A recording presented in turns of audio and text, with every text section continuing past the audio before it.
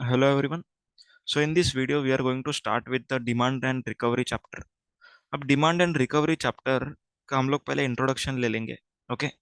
उसके बाद हम लोग इस चैप्टर में क्या पढ़ने वाले हैं इसका एक ब्रॉड ओवरव्यू लेंगे and then we will begin with this chapter. अब यहाँ पर है डिमांड एंड रिकवरी.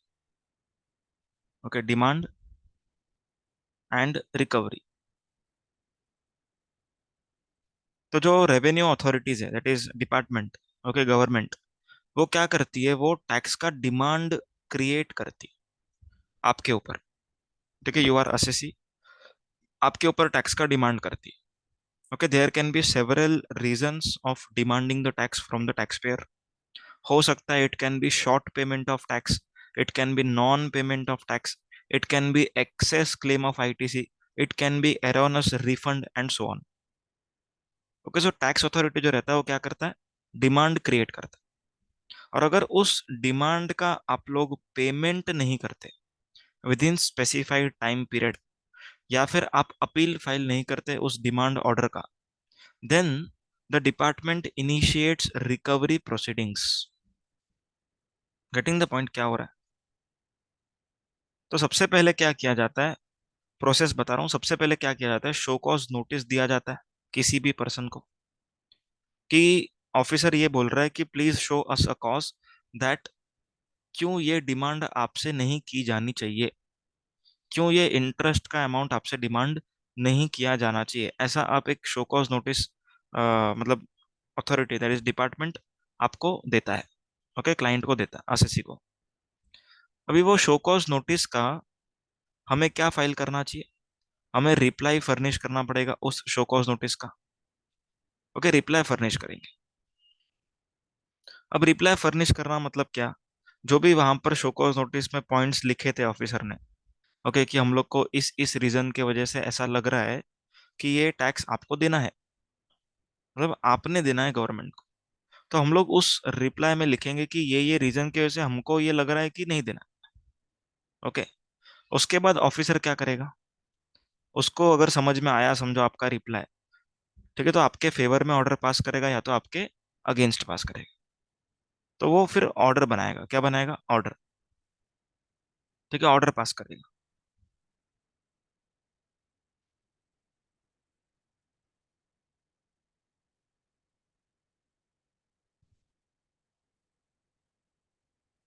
अभी ऑर्डर पास करेगा तो उसके बाद क्या प्रोसेस होगा, अगर मान के चलो कि ये जो ऑर्डर है, ओके, ये जो ऑर्डर है ये हमारे अगेंस्ट है. Okay. This order is against assessee. Against assessee means assessee is a aggrieved person. Aggrieved समझ में आता है, एग्रीव्ड. एग्रीव्ड मतलब कि मैं नाखुश हूं, I am unhappy with this order. Okay. तो यहाँ पर assessee will file appeal. Okay. इसके बाद क्या प्रोसेस होगा, असेसी विल फाइल अपील. तो ये पूरा चैप्टर अपील्स एंड रिवीजन में आएगा. ओके. जो आगे का पार्ट रेड में लिखा हुआ, असेसी अपील फाइल करेगा. समझ में आ रहा है. और अगर मान के चलो ये ऑर्डर पास होने के बाद अगर assessee did not file appeal, assessee ने अपील फाइल नहीं किया within the specified time limit as extended by condonation of delay. Okay. मतलब 4 महीना होता है टोटल, 3 महीना नॉर्मल प्लस 1 मंथ एक्सटेंशन. 4 महीने में हमने अपील फाइल नहीं किया. अब क्या होता है यहाँ पर, अगर हमने अपील फाइल नहीं किया है तो रिकवरी प्रोसीडिंग्स इनिशिएट हो जाएगा. ओके. रिकवरी प्रोसीडिंग इनिशिएट हो. सर रिकवरी प्रोसीडिंग मतलब क्या, रिकवरी प्रोसीडिंग मतलब कि वो टैक्स का जो अमाउंट है वो आपसे रिकवर किया जाएगा. रिकवर कैसे करेंगे, so there are so many modes of recovery. For example, officer आपके प्रीमाइसेस पे आके एसेट्स वगैरह बेचेगा. ओके. इमूवेबल प्रॉपर्टी को सीज करेगा. प्रोविजनल अटैचमेंट हो सकता है. ओके. फिर आपका जो भी श्योरिटी रहेगा उससे पैसा लिया जा सकता है. गार्निशी प्रोसीडिंग हो सकता है, मतलब कि आप लोग समझो किसी को पेएबल थे, सॉरी आपको किसी से पैसा मिलना था. ओके. तो यहाँ पर ऑफिसर क्या करेगा, डायरेक्टली उस पर्सन के पास जाएगा और बोलेगा इस बंदे को पैसा मत देना, उसके बिहाफ पर मुझे पैसा देना. क्योंकि वो बंदा मेरे को देने का है। समझ में आ रहा है? There are so many modes of recovery, तो ये हम लोग सीखेंगे इस चैप्टर में। Getting the point? समझ में आ रहा है? अभी आगे सुनना। अभी शो कॉज नोटिस इशू करने से लेकर के ऑर्डर पास करने तक। ओके, शो कॉज नोटिस समझो कोई एक ऑफिसर इशू करेगा, वही ऑफिसर तो ऑर्डर पास करेगा। ओके, तो ये जो प्रोसेस है जो मैंने यहाँ पर मार्क किया है, this process is called as adjudication process. ठीक है, एडजुडिकेशन प्रोसेस इसको कहा जाता है। एडजुडिकेशन मतलब शो कॉज नोटिस इशू करने से ऑर्डर पास करने तक का जो भी प्रोसेस है उसको कहा जाता है एडजुडिकेशन प्रोसेस। उसके बाद 80सी अपील में जाएगा तो अपील प्रोसीडिंग्स चालू होगा। क्लियर है क्या? अपील प्रोसीडिंग्स बाद में स्टार्ट होगा। अभी क्या प्रोसीडिंग्स है? पहले एडजुडिकेशन होगा, एडजुडिकेशन होने के बाद ही तो अपील होगा। क्लियर है पॉइंट्स? समझ में आया? अभी ये शो कॉज निकालने का जो रीजंस है वो बहुत सारा हो सकता है, बहुत सारा पॉसिबिलिटीज है। ओके, कुछ एग्जांपल्स ले लेते हैं। अज्यूम करते हैं कि आपने टाइम लिमिट के बाद आईटीसी लिया। जो टाइम लिमिट रहता है सेक्शन नंबर 16(4) में, time limit to avail ITC passed. Okay, उसके बाद आपने अवेलमेंट किया। या फिर ये शो कॉज नोटिस जो है ये रिफंड का शो कॉज नोटिस भी हो सकता है। Everyone listen, very important. Refund rejection के लिए भी शो कॉज नोटिस आता है, उसका भी रिप्लाई हमको करना है, फिर ऑर्डर भी बनेगा। समझ में? Refund rejection is also possible. उसके बाद से शॉर्ट पेमेंट ऑफ टैक्स। आपको ऐसा लगता है कि ये सप्लाई एग्जेम्प्ट है, इसीलिए आपने टैक्स नहीं भरा, लेकिन ऑफिसर को लगता है कि ये सप्लाई टैक्सेबल है, तो यहाँ पर शॉर्ट पेमेंट और नॉन पेमेंट ऑफ टैक्स ये दोनों ही हो सकता है। ठीक है ना? उसके बाद 180 डेज में आपने पेमेंट नहीं किया था आपके सप्लायर को, आपने आईटीसी को रिवर्स किया, लेकिन इंटरेस्ट पे नहीं किया, तो इंटरेस्ट के लिए भी आ सकता है। या तो आपने टैक्स को रिवर्स ही नहीं किया, उसके लिए भी आ सकता है। ओके, फिर रिवर्स चार्ज का कुछ लायबिलिटीज होगा आपके बुक्स ऑफ अकाउंट से विजिबल, पर आपने वो पेमेंट नहीं किया। तो ये सब चीजों के लिए क्या आ सकता है? Show cause notice. दुनिया भर का रीजन है। Okay, there can be n number of reasons, n number of reasons. उसका हम लोग को रिप्लाई फर्निश करना पड़ता है। रिप्लाई के बाद ऑर्डर बनेगा। ऑर्डर अगर हमारे फेवर में नहीं आया, हम लोग अपील में जाएंगे। ओके, अभी इस चैप्टर में हम लोग क्या क्या सीखेंगे वो सुन। सेक्शन नंबर 73 में हम लोग सीखेंगे नॉन फ्रॉड केस। मतलब कि हम लोग का इंटेंशन गलत नहीं था, लेकिन कुछ डिफरेंसेस थे। तो नॉन फ्रॉड केसेस में ऑफिसर को शो कॉज नोटिस इशू करने का टाइम लिमिट क्या है, ये सीखेंगे। फिर ऑर्डर पास करने का टाइम लिमिट क्या है, ये भी सीखेंगे। दोनों एक ही साथ सीखेंगे। ओके, उसके बाद सेक्शन नंबर 74 में सीखेंगे फ्रॉड केसेस में शो कॉज नोटिस इशू करने का टाइम लिमिट क्या है, ऑर्डर पास करने का टाइम लिमिट क्या है, उसमें पेनल्टी वगैरह कितना है। ओके, दोनों दोनों ही सेक्शन में पेनल्टी के बारे में बात है। ओके, उसके बाद सेक्शन नंबर 75 करेंगे, that is general provisions. General provisions for determining tax liability. Okay, determining tax liability and passing order. तो जनरल प्रोविजंस होता है कुछ। ओके, जैसे शो कॉज नोटिस पे अगर आपने लिखा है कि 10,000 रुपीज पेएबल है, तो आप ऑर्डर में 11,000 नहीं मांग सकते। Okay, getting the point? तो कुछ एक मैकेनिज्म है, कुछ एक जनरल प्रोविजंस है जो ऑफिसर को ध्यान में रखना पड़ेगा। सेक्शन नंबर 76 में हम लोग देखेंगे कि अगर आपने किसी भी पर्सन से टैक्स के नाम से कुछ भी आपने पैसा लिया, ठीक है, आपने रजिस्टर्ड थे, आपने लिखा है सेलिंग प्राइस में MRP including all taxes. So here it is assumed कि आपने टैक्स का अमाउंट भी उससे लिया। तो जब भी आप ऐसा करते हो तब आपको अमाउंट जो टैक्स का कलेक्ट किया वो गवर्नमेंट को पे करना है। नहीं किया तो फिर क्या होगा, वो सेक्शन नंबर 76 में है। ओके। सेक्शन नंबर 77, इसमें देखेंगे कि आपने गलत टैक्स का अगर पेमेंट किया है, मतलब कि आपने सोचा कि आपका सप्लाई जो है वो इंटर स्टेट है, आपने आईजीएसटी भर दिया, लेकिन एक्चुअली में आपका सप्लाई इंट्रा स्टेट निकलता है, तो आपको सीजीएसटी एसजीएसटी पे करना पड़ेगा, आईजीएसटी का रिफंड क्लेम करना पड़ेगा, पर इंटरेस्ट यहाँ पर नहीं लगेगा। ओके, ये सेक्शन नंबर 77 की बातें हैं। Section number 78 and 79 is relating to recovery proceedings. Okay. Section number 80 is for payment of tax in installments. समझ में आ रहा है?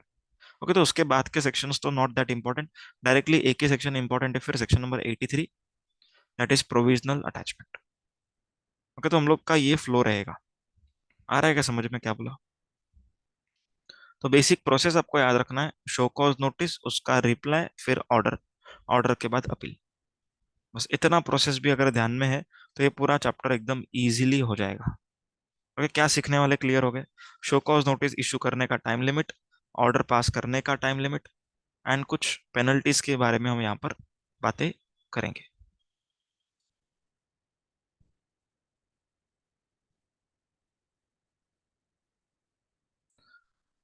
अभी आप लोगों को एक हायरार्की सिखाया था।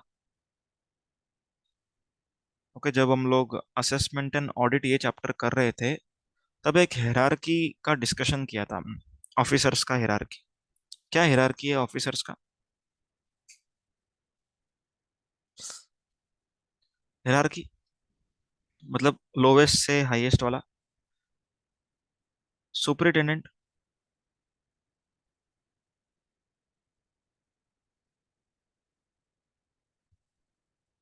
ओके, उसके ऊपर assistant commissioner. Okay, assistant commissioner, deputy commissioner,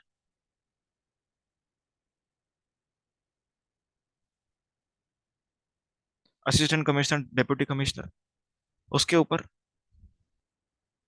joint commissioner, additional commissioner,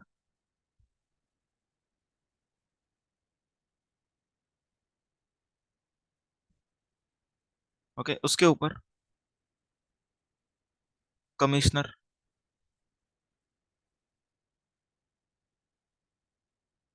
उसके ऊपर प्रिंसिपल कमिश्नर, फिर चीफ कमिश्नर, फिर प्रिंसिपल चीफ कमिश्नर। ठीक है, वो जाने दो, अभी के लिए अपने को इतना ही रिलेवेंट है। अभी इसमें हम लोग ये हेरारकी क्यों पढ़ रहे हैं वो सुनो। अभी शोकॉज नोटिस जो है, ओके, शोकॉज नोटिस जो है वो किसको इशू करना है, वो हम लोग यहाँ पर सीख रहे हैं। ओके, हम लोग क्या सीख रहे हैं? शो कॉज नोटिस इशू करने के लिए who is the proper officer, who is the proper officer. Proper का जो मीनिंग है, प्रॉपर, प्रॉपर मतलब उसी ऑफिसर को इशू करना शो कॉज नोटिस। ओके, अभी यहां पर कहा जाता है अगर आपका जो मैटर है उसमें सीजीएसटी का ही है बात, ओके, सीजीएसटी एसजीएसटी की ही बात है, आईजीएसटी की बात नहीं है। ओके, सीजीएसटी एसजीएसटी की बात है। एंड अगर सीजीएसटी का जो टैक्स अमाउंट है in show cause notice, if it is up to ₹10 lakhs, okay, मतलब कि आप लोगों ने समझो एरोनस रिफंड क्लेम किया सीजीएसटी से 8 lakh rupees, SGST 8 lakh rupees, तो यहाँ पर सीजीएसटी का जो अमाउंट है वो 10 लाख रुपए से कम है। ओके, तो यहाँ पर जो ऑफिसर होगा, कौन सा ऑफिसर आपको शोकॉज नोटिस देगा? Answer is superintendent show cause notice देगा। क्लियर है क्या? लेकिन अगर आपका सीजीएसटी का अमाउंट 10 लाख रुपए को क्रॉस कर जाता है, लेकिन वो 1 करोड़ के अंदर ही, ओके, 10 लाख रुपया क्रॉस कर जाता है लेकिन वो 1 करोड़ के अंदर ही है, it is up to 1 CR, तो यहाँ पर शोकॉज नोटिस कौन देगा? असिस्टेंट कमिश्नर और डेप्यूटी कमिश्नर। ओके, अगर आपके शोकॉज नोटिस में जो अमाउंट है टैक्स का, that is exceeding 1 CR, then आपको शोकॉज नोटिस कौन देगा?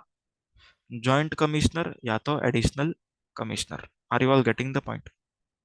लेकिन अगर आपके केस में आईजीएसटी है या फिर सीजीएसटी प्लस आईजीएसटी, मतलब सब कुछ है, सीजीएसटी एसजीएसटी आईजीएसटी। तो सीजीएसटी और आईजीएसटी का amount, okay, CGST plus IGST का अमाउंट ये कंपेयर किया जाएगा। अगर सीजीएसटी और आईजीएसटी का अमाउंट टोटल मिला करके 20 लाख रुपए से कम है, 20 लाख रुपीज से अगर कम है, तो आप लोग को जो नोटिस है वो कौन इशू करेगा? सुप्रिटेंडेंट। ऑब्वियसली जो पर्सन नोटिस इशू कर रहा है वही पर्सन क्या करेगा? ऑर्डर भी पास करेगा। तो 20 लाख रुपए से कम रहेगा तो सुप्रिटेंडेंट। अगर 20 लाख से ज्यादा रहेगा but it is up to 2 crore, then assistant commissioner, deputy commissioner will be the person who is going to undertake adjudication proceedings, okay। And अगर 2 करोड़ से ऊपर रहेगा तो उस केस में joint commissioner, additional commissioner is the responsible authority, is the proper officer for passing show, issuing show cause notice and passing order। Clear है points? ये समझ में आया? सर हम लोग ये क्यों पढ़ रहे हैं कि कौन ऑर्डर पास करेगा, कौन शो कॉज पास करेगा? हम लोग क्यों पढ़ रहे हैं? ध्यान से सुनना, अभी क्यों पढ़ रहे हो उसका रीजन दे रहा हूं। अगर अगर show cause notice is issued by assistant commissioner, deputy commissioner और सुप्रिटेंडेंट, अच्छा ध्यान से सुनना, show cause notice and order, okay दोनों ही है, ऑर्डर की बात कर लेते हैं खाली। अगर समझो सुप्रिटेंडेंट, एसी, डीसी, अगर इन तीनों में से किसी ने भी अगर ऑर्डर पास किया, तो हमें अपील कहां पर करना पड़ता है? हमें अपील करना पड़ता है joint commissioner, additional commissioner appeals, not this one, ये नहीं, इसके यहां पर हमें अपील नहीं करना है। हमें अपील कहाँ करना है? जेसी, एसी, अपील्स, ठीक है। अपील्स के लिए एक अलग अथॉरिटीज होती है। तो हम लोग को अपील किधर करना है? अगर ये तीनों ने ऑर्डर पास किया तो जेसी अपील्स, एसी अपील्स, क्लियर है क्या? लेकिन अगर हम लोग को जो ऑर्डर है वो मिला है इससे, जॉइंट कमिश्नर, एडिशनल कमिश्नर से अगर ऑर्डर मिला, तो हम लोग को अपील फाइल कहाँ पर करना है? Commissioner appeals, not this commissioner, okay. So हम लोग को कमिश्नर अपील्स के पास अपील फाइल करना है। आ रहा है क्या समझ में? So your appellate authority is dependent upon your adjudicating authority। Are you all getting the point? If your adjudicating authority is not fixed, then how can be your appellate authority be fixed? So it is very important to fix the adjudicating authority. And how adjudicating authority is going to be fixed? On the basis of tax amount. If your case involves CGST, okay, if your case involves CGST and the tax amount evaded or sought to be evaded is up to rupees 10 lakhs, then the adjudicating authority would be superintendent. If it is more than 10 lakhs but up to 1 CR, then the adjudicating authority would be assistant commissioner or deputy commissioner. And if the tax amount exceeds rupees 1 CR, then the adjudicating authority would be joint commissioner, additional commissioner. Are you all getting the point? Understood? So here we have learned about hierarchy. Here we have learned about the authority who is responsible to issue show cause notice and pass order. And also we have learned that who will be the appellate authority, okay, if our adjudicating authority is so and so. Are you all getting the point? Okay. So now let us begin with section number 73.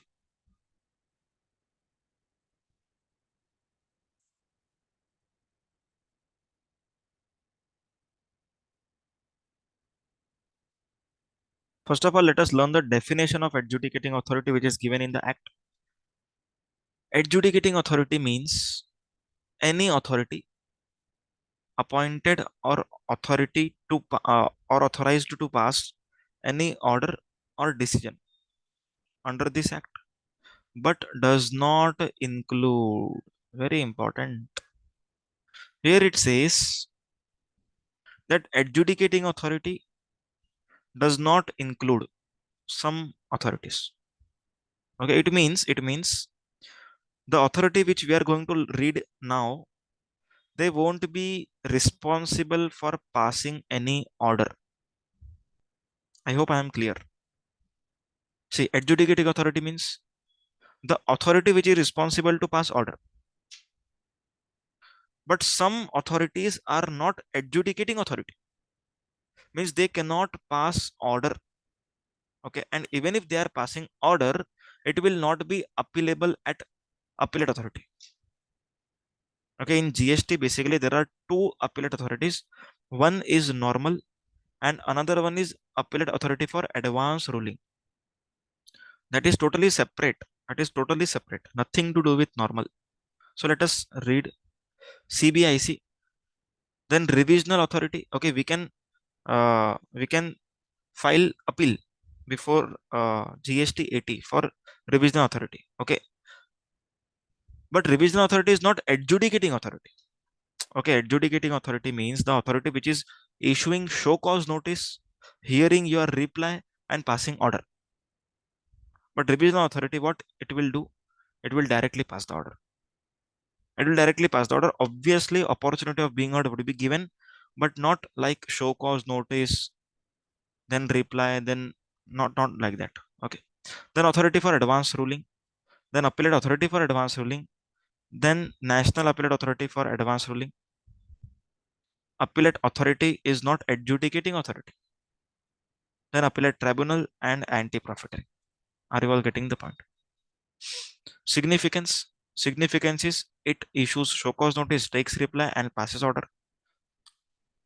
SCN is issued by officer to seek reply from assessee as to why tax shall not be recovered. That we have already discussed. Okay. So now let us start with section number 73, 74. First, we will conclude section number 73 and then we will go on to section number 74. Section number 73. As I have already mentioned, that section number 73 is for non-fraud cases. Non-fraud cases, whereas section number 74 is for fraud cases. Let us read. Section number 73 states that show cause notice and order shall be issued or passed in case which involves non-payment of tax or short payment of tax, or the assessee has claimed erroneous refund, or it has wrongly availed ITC and utilized for reasons other than fraud, willful misstatement, or suppression of facts. Very simple. What does it mean? For example, I felt that certain supplies which I am doing are exempt, are exempt. But officer states that the supplies which are made by you are taxable. Okay. Or we can take one more example. If I feel that, or I have analyzed that my transactions are export of service. My transaction are export of service because POS is outside India. Place of supply is outside India. Okay. So my transaction is export of service. This is what I am feeling. But officer states that in your transaction, the place of supply is India. Accordingly, it will not be treated as exports. It will be liable to GST. And we both are fighting. Okay. Department is fighting and assessee is also fighting. So here, this is the pure case of interpretation of law. Are you all getting the point? This is not fraud. It is not fraud. It is the interpretation of law. I am interpreting it as place of supply is outside India, and department is interpreting as place of supply is in India. Are you all understanding? Okay. So here, this matter would form part of section number 73. Is that clear? However, in section number 74, okay, non-payment, short payment, erroneous refund, wrong availment, utilization shall be for the reason of fraud, willful misstatement, or suppression of facts. Okay, for example, I have disclosed in my ITR gross receipts of 27 lakhs. Okay, and I am working in Tripura. Example. So the limit which would be applicable to me is 10 lakh rupees. So department issued me show cause notice and told, okay, sir, you are liable for registration in GST because your turnover exceeded rupees 10 lakhs.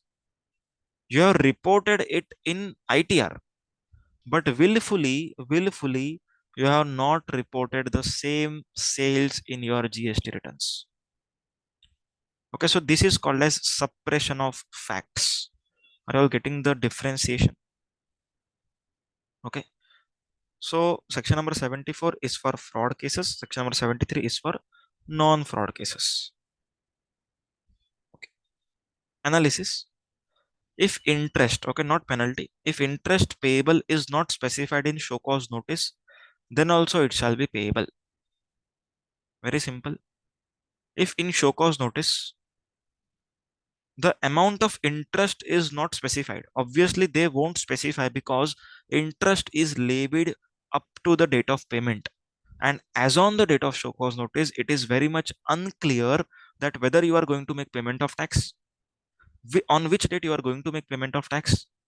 So it is but obvious that interest calculation is not possible at the time of issuance of SCN. So even if the SCN does not specify the interest part, even if the SCN does not specify the interest part, then also the same would be payable. Clear? But if SCN fails to specify penalty amount, oh my God, SCN does not contain penalty amount, then order cannot have penalty in its final verdict. Okay. So basically very simple. Whatever show cause notice you are getting, the tax and penalty cannot exceed the amounts mentioned in the show cause notice. Okay. Order cannot travel beyond show cause notice. Okay. If officer has not demanded in show cause notice, then he cannot demand in order. Are you understanding?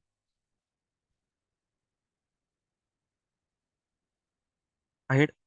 Amount payable shall be specified by officer even if show cause notice is not issued by uploading DRC01A. Okay. So in this point, we are going to understand if suppose officer wants to demand say 3 lakh rupees of tax, 30,000 rupees penalty, and 10,000 rupees interest. Okay, tax, penalty, interest. If officer wants to issue show cause notice against you for recovering or demanding 3 lakh rupees tax, 30,000 rupees penalty, and 10,000 rupees interest. So here officer may, okay, officer may issue you intimation. Intimation means something before SCN. Okay, SCN will specify these amounts only. But before SCN, officer may issue DRC01A. So why he will issue DRC01A? Why not he can directly issue show cause notice? Why? What is the reason? What is the reason he will be issuing DRC01A and intimating us that I am going to issue show cause notice for these amounts? Answer is very simple. If you pay before show cause notice, you are going to get immunity from penalty. Okay. Some penalties would not be liable for payment. Okay, would not be paid. In some cases under section 74, there would be reduced penalty. Okay, reduced penalty. Why reduced penalty?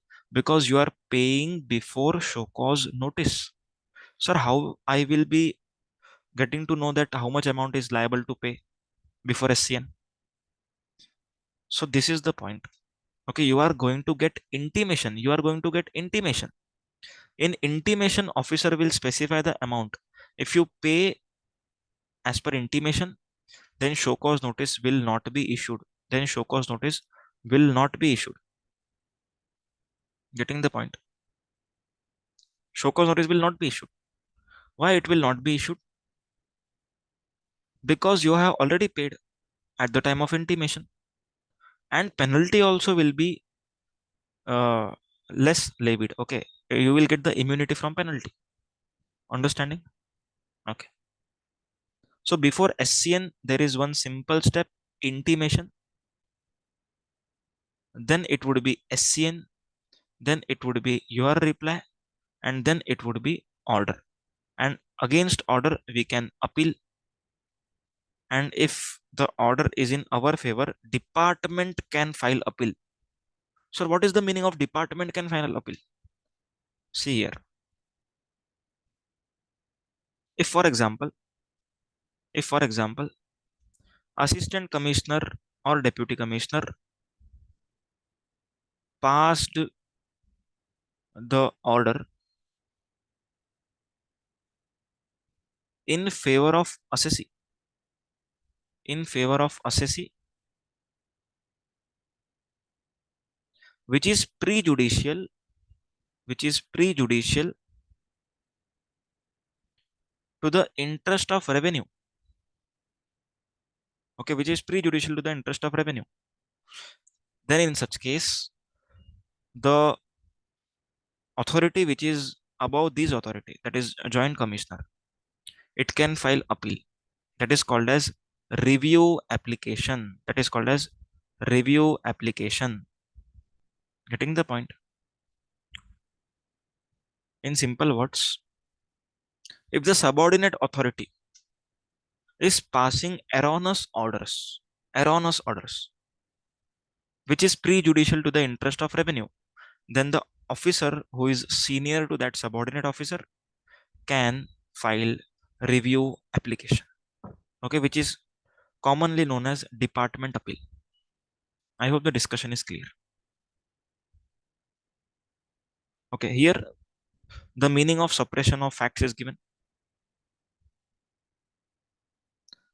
The expression suppression shall mean non-declaration of facts, information which a taxable person is required to declare in return. Okay, means if some information which I should have shown in return but I have not shown, it's called as non-declaration, which would amount to suppression. Okay. Sorry. Now we shall learn the time limit to issue show cause notice. Okay, what is the time limit to issue show cause notice? For section 73, it is different time limit. For 74, it is different time limit. Okay, what is the time limit? This time limit is to issue show cause notice, not to complete adjudication. Okay, show cause notice time limit. What is the time limit under section 73? 2 years, 9 months from the due date to furnish annual return. Okay, so supposingly annual return due date is 31st December 2019. Obviously, this financial year would be 18-19. Okay, so if officer want to assess the liability, determine the liability for 18-19, he can issue show cause notice under section 73 up to 2 years 9 months. That would be 30th September 2022. See, 2020-21.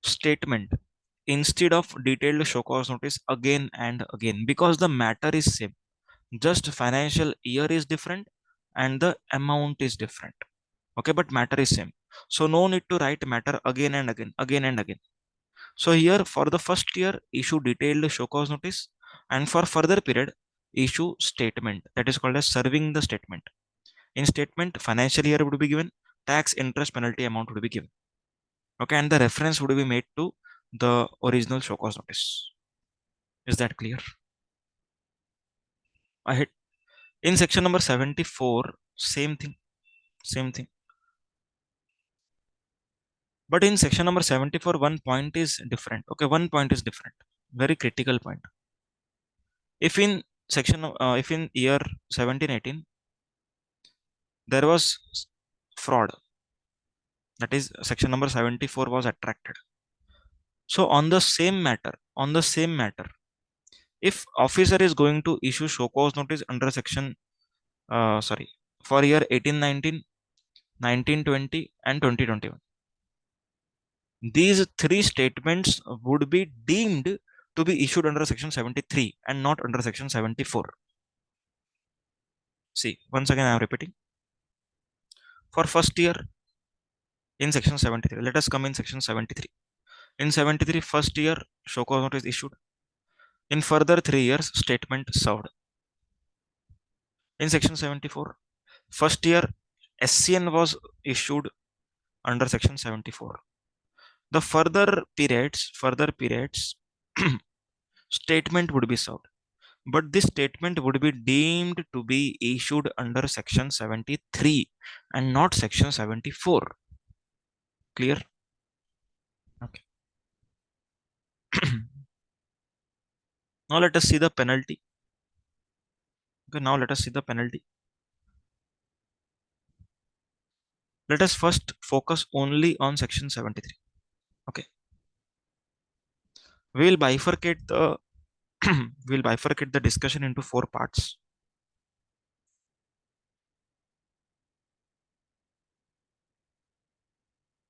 Tax paid, tax paid before SCN.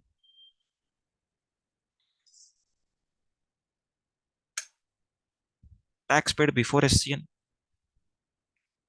Next would be within 30 days from SCN. Next would be within 30 days from order. And last one would be after passing of 30 days from order. Okay, 3 time limits, four time limits. First one is before SCN. If tax is paid before SCN, how much penalty we have to pay? This we are learning. Penalty under section 73. Then we will see penalty under section 74. Okay.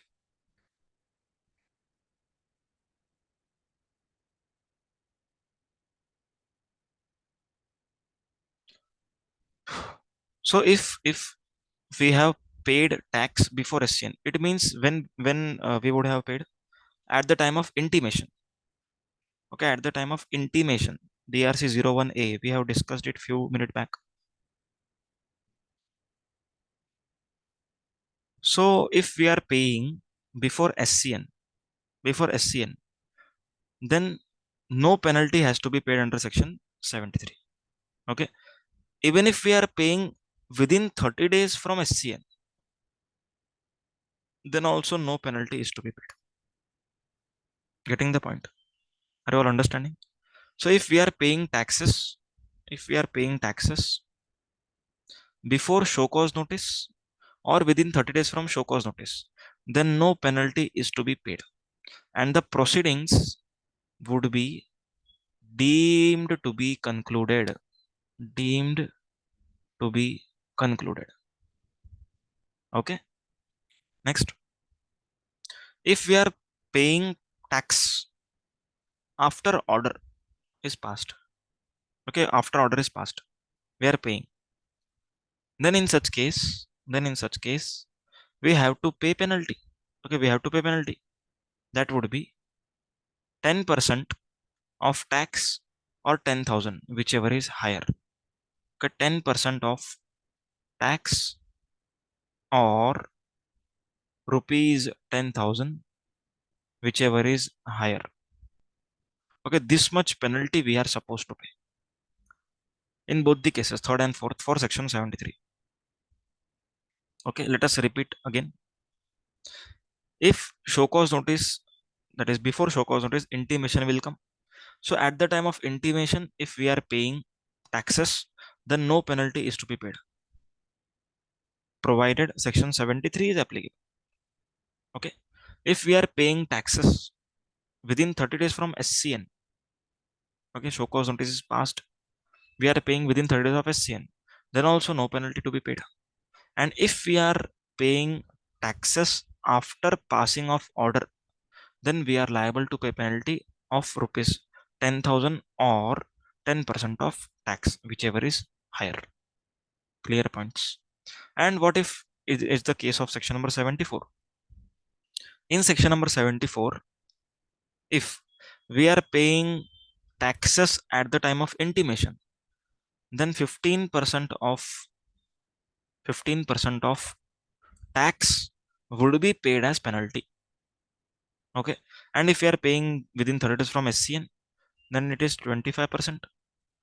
Within 30 days from order, then it is 50%, and after 30 days from order, it is 100%. Clear?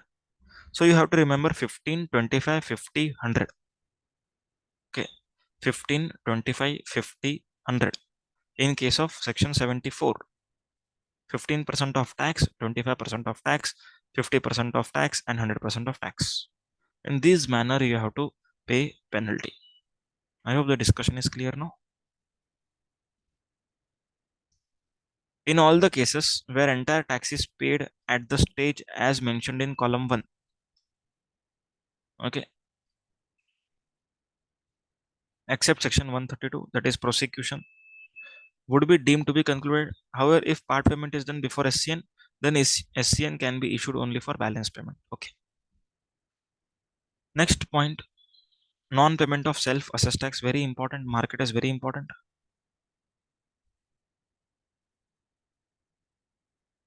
As per section 7311, okay, let us do it on board.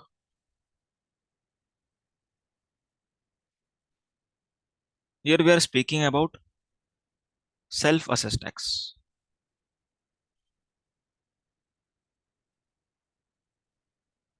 So let us understand the meaning of self-assessed tax. Self-assessed tax means such tax which is mentioned in GSTR 1 but not paid in GSTR 3B.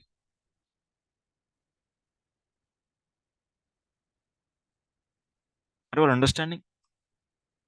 In GSTR 1 we furnish sales details and in 3B we pay the liability. Okay. So in GSTR 1, if we have furnished certain sales, we are liable to pay it in 3B. So if this self-assessed tax remains unpaid, if this self-assessed tax remains unpaid up to 30 days from due date,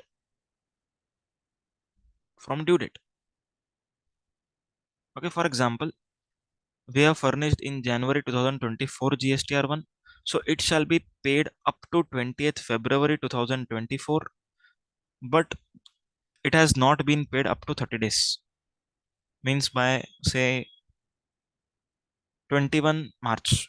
Okay, by 21 March you have still not paid this liability. Okay, till 21st March you have still not paid this liability. Then what will happen? Then penalty would be levied. Then penalty would be levied, meaning thereby, even if you are paying this self-assessed tax before show cause notice, before show cause notice, then also penalty shall be levied. Okay, so you cannot take a defense over here that I am paying before SCN. So no penalty. No. This is the case of self-assessed tax.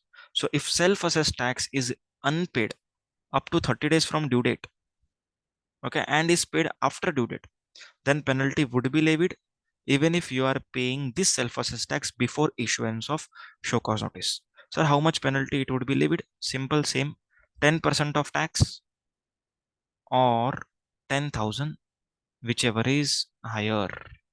Are you all getting the point? Explanation to section number 74. Where notice under same proceeding is issued to main person and some other person, and such proceeding against main person is concluded, the proceedings against the all the person liable to pay penalty under section 120 to 125 are deemed to be concluded. Means supposingly there is a person against whom proceedings were going on. Okay. So some other person was also taken into custody for asking the details and to check whether he is also involved in tax evasion or not. Okay. But the main person's proceedings are concluded. So government says if the proceedings against main person is concluded, then the proceedings against co-noticee, okay, co-noticee means other person, that proceedings would also be deemed to be concluded. Okay, under section 122 and 125. So here we complete with section number 73 and 74.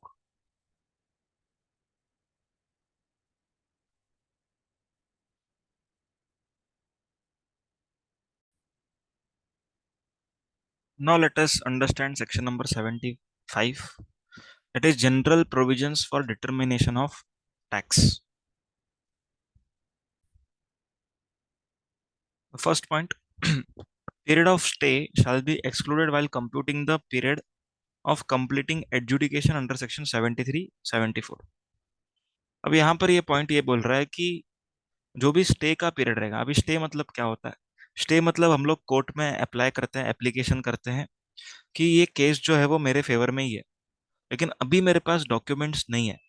Okay, तो अगर आप लोग adverse order pass करोगे तो क्या होएगा? मेरा जो मार्केट में नाम है वो खराब होएगा। ओके, तो आप अभी के लिए मुझे स्टे दे दो। तो जो स्टे का पीरियड रहता है, वो स्टे का पीरियड वुड बी एक्सक्लूडेड, मतलब कि ऑफिसर को उतना टाइम लिमिट ज्यादा मिलेगा। कितना टाइम लिमिट? जितना टाइम का स्टे है। तो स्टे के पीरियड में क्या करना पड़ता है असेसी को? डॉक्यूमेंट्स कलेक्ट करने का उसको टाइम दिया जाता है कि रिकवरी प्रोसीडिंग्स नहीं होएगा, आप डॉक्यूमेंट वगैरह जमा कर सकते हो तब तक। Second, if notice under section 74 is not sustainable, then it can be converted under section 73. However, time limit should be remaining. ठीक है, इसके ऊपर हम लोग बाद में क्लैरिफिकेशन पढ़ेंगे नीचे जाके। okay, आगे order shall be issued within 2 years from the date of communication of said direction if it is required to be issued in pursuance of direction of appellate authority or tribunal. मतलब कि अगर समझो कि कोई case appellate authority में या फिर appellate tribunal में डिसाइड हुआ, ओके, तो यहाँ पर जो लोअर अथॉरिटीज होती हैं उन लोग को ऑर्डर्स पास करने पड़ते हैं कि जो पिछले साल के सारे केसेस अटके हुए होते हैं उन सब के लिए आप अभी ऑर्डर पास करो। तो वो ऑर्डर पास करने का टाइम लिमिट क्या रहता है? 2 years from the date of communication of direction. तो जब भी ऊपर के अथॉरिटीज हैं, अपील अथॉरिटी, ट्राइब्यूनल और हाई कोर्ट, सुप्रीम कोर्ट, यहाँ पर जब भी मैटर आपका फंसा हुआ है, ओके, फंसने के बाद जब सॉल्व हो गया तो वहां से वो लोग क्या करते हैं? डायरेक्शन देते हैं। ओके, तो जब भी डायरेक्शन मिली, वो डायरेक्शन से 2 साल के अंदर क्या करना है आपको? ऑर्डर पास करना है। Opportunity of being heard shall be granted. ठीक है, हम लोग को अपॉर्चुनिटी ऑफ बीइंग हर्ड मिलना चाहिए, मतलब कि हम लोग को सुनना है। Officer will listen to us. ठीक है, वही करेगा ऐसा जरूरी नहीं, लेकिन सुनना पड़ेगा, हमारा साइड भी सुनना है उसको। एडजर्नमेंट्स मतलब कि postponement for hearing can also be given on sufficient cause but not more than 3 adjournments. Okay, 3 बार पोस्टपोन हुआ उसके बाद और पोस्टपोन नहीं होगा। तो ये पॉइंट हमने ऑलरेडी डिस्कस किया हुआ है कि जो भी नोटिस में है उससे ज्यादा मांग नहीं सकते, क्योंकि जो नोटिस में रहेगा उतना ही मांगना है। उसके बाद interest shall be payable even if not mentioned in show cause notice. तो शो कॉज नोटिस में अगर मेंशन नहीं है फिर भी हम लोग को इंटरेस्ट पे करना पड़ सकता है, ये भी डिस्कशन किया हुआ है। 8th पॉइंट भी डिस्कस किया हुआ है। कि अगर टाइम लिमिट में ऑर्डर पास नहीं हुआ तो आपका जो केस है वो कंक्लूडेड माना जाएगा। ओके, आगे। अब यहाँ पर लिखा हुआ है कि अगर कोई केस अपीलेट ट्राइब्यूनल में पेंडिंग है, ओके, जो appellate authority and appellate tribunal ये लोग दोनों के बीच में केस है। ओके, मतलब कि हो सकता है असेसी अपील में गया हो, अपील में हार के वो ट्राइब्यूनल में गया हो। ओके, तो यहाँ पर जो दो lower authorities and higher authorities के बीच में अगर केस बाकी है, तो यहाँ पर ऑफिसर क्या करेगा? ऑफिसर रुक जाएगा। ठीक है, एक एग्जांपल देता हूँ,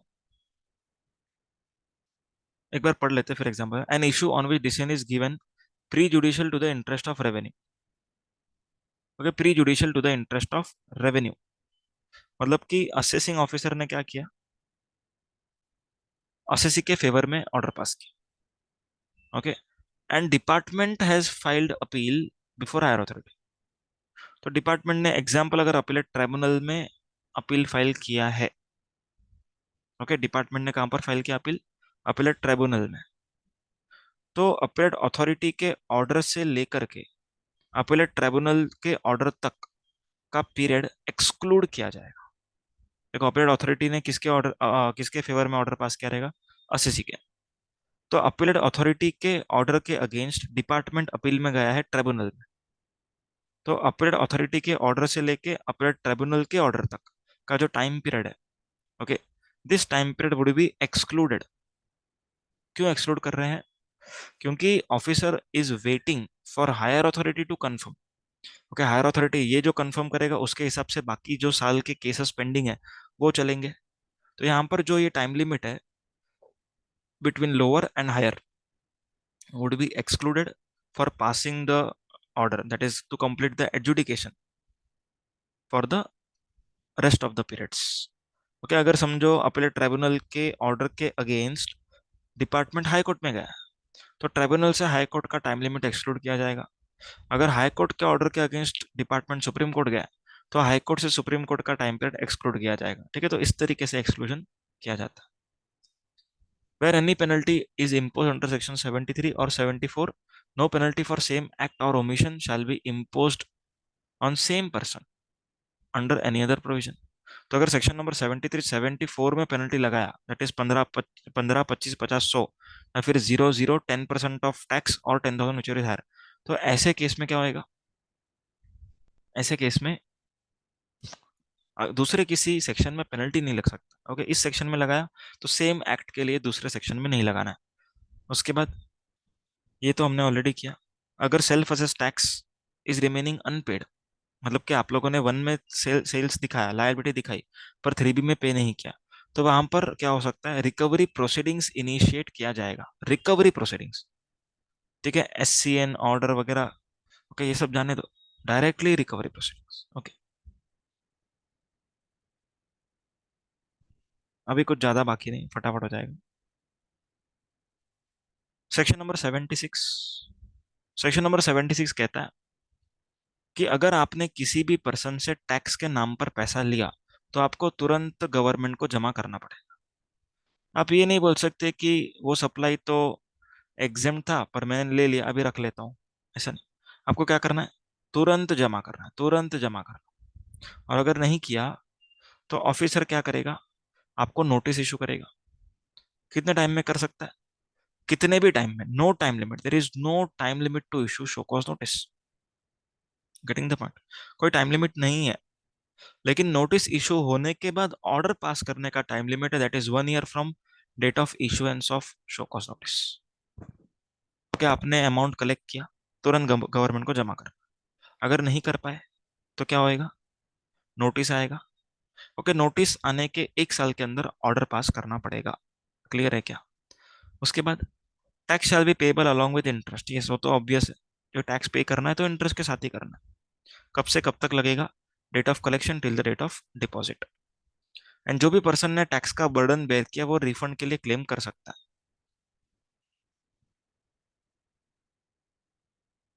सेक्शन नंबर 77, ये हमने ऑलरेडी जो डिस्कस किया वही है, इससे ज्यादा कुछ भी नहीं है। क्या है इसके अंदर? अगर आपने गलत टैक्स पे किया है, तो क्या करो, सही टैक्स पे करो, गलत टैक्स का रिफंड क्लेम करो, कोई इंटरेस्ट नहीं लगेगा अ, सही टैक्स पे करने पर। Okay, and vice versa. फिर रिकवरी प्रोसीडिंग्स, अगर किसी ऑफिसर ने ऑर्डर पास किया, ऑर्डर पास करने के 3 महीने तक अगर आपने ड्यूज को पे नहीं किया, ना ही अपील फाइल किया, तो उस केस में ऑफिसर क्या करेगा? ऑफिसर रिकवरी प्रोसीडिंग्स इनिशिएट करेगा। ओके, रिकवरी प्रोसीडिंग्स इनिशिएट करने का मतलब है कि वो आप लोगों से टैक्स का वसूली करेगा, टैक्स का रिकवरी करेगा। Okay, he will come to your premises, he will sell your assets, he will seize the immovable property, and he will recover the taxes. Any amount payable by taxable person in pursuance of the order passed under this act shall be paid within 3 months. 3 महीने में पे करना है, otherwise recovery proceeding initiate किया जाएगा। लेकिन जब भी ऑफिसर को लगता है कि 3 महीना भी बहुत ज्यादा है, ओके, तो ऐसे केस में वो लेसर देन 3 मंथ्स का टाइम लिमिट स्पेसिफाई करेगा टू पे द टैक्स। अगर 3 महीने से कम जो भी टाइम लिमिट स्पेसिफाई किया उसमें पे नहीं किया तो क्या होएगा? देन रिकवरी प्रोसीडिंग्स इनिशिएट किया जाएगा। ओके,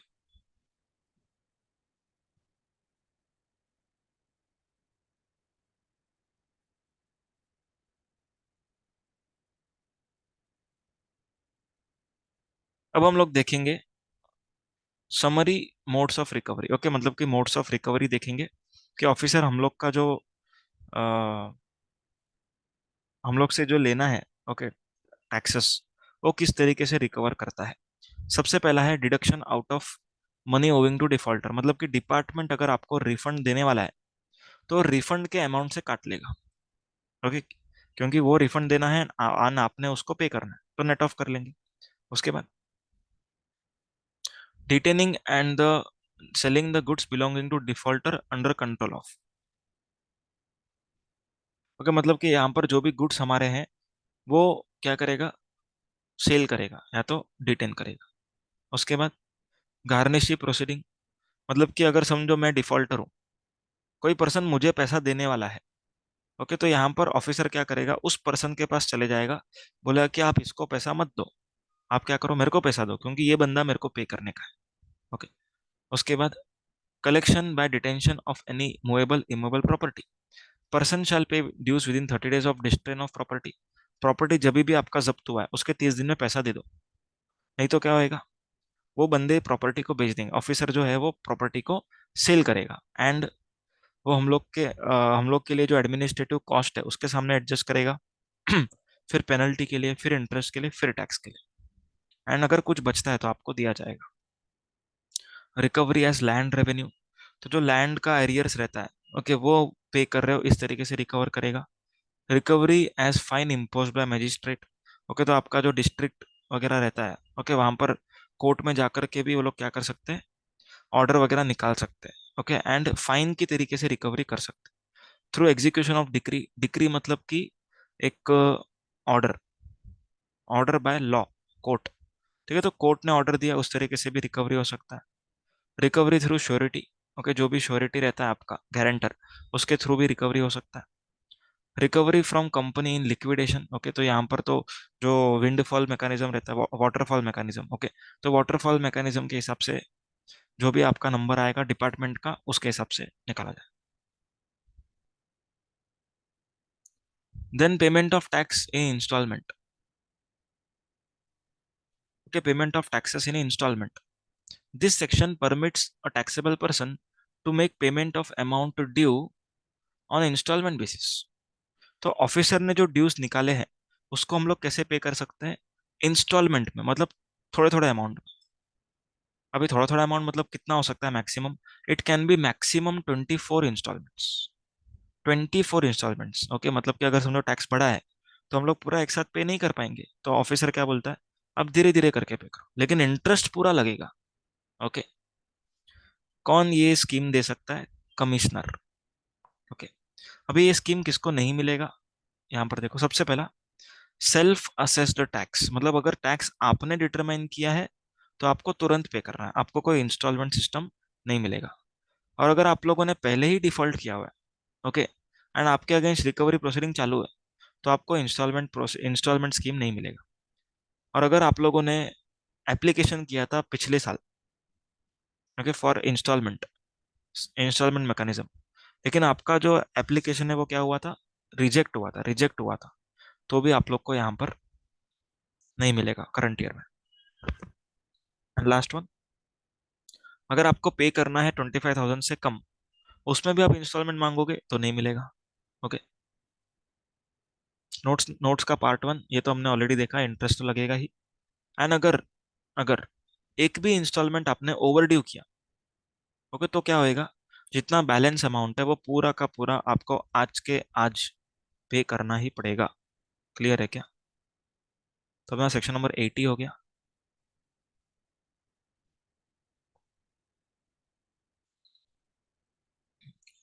अभी के जो सेक्शन है वो इतने इंपॉर्टेंट नहीं है। Let us start.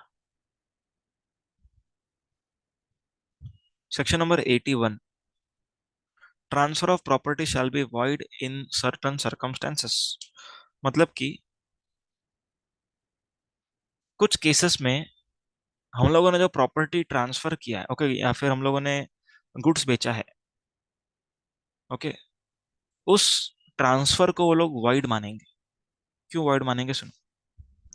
अज्यूम करो कि मेरे पास बहुत सारा गोल्ड है, 10 किलो गोल्ड है, और मैंने डिफॉल्ट किया हुआ है जीएसटी का डिफॉल्ट किया हुआ है। तो अगर रिकवरी प्रोसीडिंग्स हुआ तो मेरे गोल्ड के ऊपर पहले नजर जाएगा डिपार्टमेंट का। तो यहाँ पर मैंने क्या किया, ऐसा होने वाला है मेरे को मालूम पड़ गया था, मैंने गोल्ड को किसी को किसी रिलेटिव को मैंने बेच दिया, ट्रांसफर कर दिया। एंड उसको बोला, एक काम करिए, तेरे पास ही रख के, पैसा मत दे मेरे को, अभी के लिए पैसा मत दे। ओके, अभी क्या होएगा, मैंने उसको बोल के रखा है कि एक बार प्रोसीडिंग खत्म होने दे, मैं वापस से तुम्हारे से गोल्ड ले लूंगा। ओके, पैसा अभी मैं ले नहीं रहा हूँ तुमसे। ओके, मैं ट्रांसफर किया आपको गोल्ड, ऐसे समझ के चलो। आई हैव ट्रांसफर्ड यू, ऐसे समझ के चलो। तो ये जो ट्रांसफर हमने किया है, ओके, सो दैट हम लोग के गोल्ड को बेच करके ऑफिसर पैसा ना लेके जाए टैक्सेस का, तो इस ट्रांसफर ऑफ प्रॉपर्टी को वॉइड माना जाएगा। ओके, वॉइड माना जाएगा। लेकिन कुछ केसेस है जहां पर वॉइड नहीं माना जाएगा। कौन से केसेस है? If the transfer is made for adequate consideration, मतलब मैंने उससे पैसा पूरा पूरा लिया, तो ऐसे केस में वॉइड नहीं माना जाएगा। ओके, इन गुड फेथ मतलब कि हाँ, मैंने गोल्ड बेचा, पैसा लिया, ठीक है, विदाउट पेंडेंसी ऑफ प्रोसीडिंग्स, कोई प्रोसीडिंग पेंडिंग नहीं था तब मैंने गोल्ड बेचा। लेकिन अगर प्रोसीडिंग पेंडिंग होके मैंने गोल्ड बेचा है, तो उस केस में इस ट्रांसफर ऑफ प्रॉपर्टी को वॉइड माना जाएगा। ओके, उसके बाद tax to be first charge on property. अब यहाँ पर बोलते हैं कि आईबीसी का जो लॉ है, okay, it will prevail. IBC को छोड़ करके आईबीसी को छोड़ करके इस प्रॉपर्टी के ऊपर जीएसटी का पहला अधिकार होगा। लेकिन आईबीसी को छोड़ करके कोई ऐसा एक्ट ही नहीं है जो लिक्विडेशन वगैरह करवा रहा है। ओके, तो IBC is the supreme act for liquidation, किस तरीके से डिसोल्यूशन वगैरह होना चाहिए वो आईबीसी में लिखा हुआ। लेकिन आईबीसी में अगर समझो आईबीसी को हटा दिया, क्योंकि अगर आईबीसी बोलता है कि ये प्रॉपर्टी से पहले पैसा जाएगा वर्कमैन ड्यूज को, तो वर्कमैन ड्यूज को ही जाएगा, जीएसटी को नहीं मिलेगा। लेकिन अगर आईबीसी कुछ नहीं बोलेगा तो जीएसटी को मिलेगा। ओके, ये इसका मीनिंग है। उसके बाद प्रोविजनल अटैचमेंट।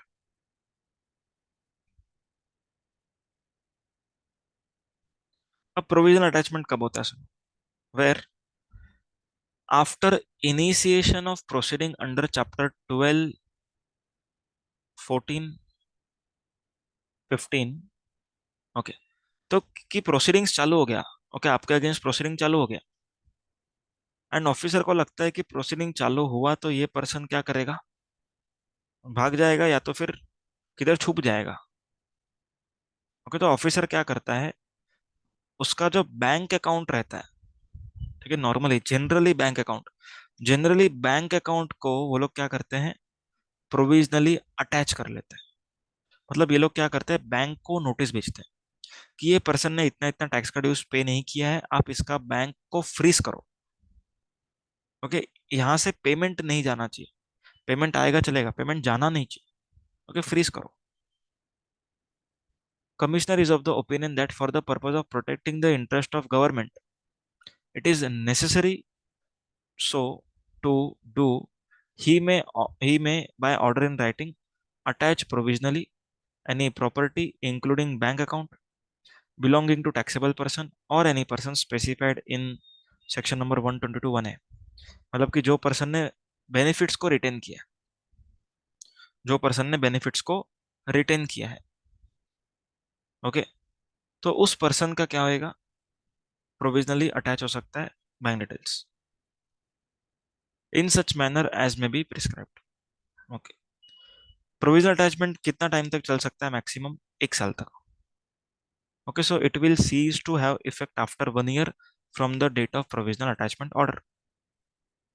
अगर प्रोविजनल अटैचमेंट हुआ है लेकिन हम नाराज है, ठीक है, हम लोग को लगता है कि ये गलत है, तो हम लोग ऑब्जेक्शन फाइल कर सकते हैं 7 दिन के अंदर अंदर। एंड लास्ट, पेरिशेबल और hazardous property shall be released fourth with.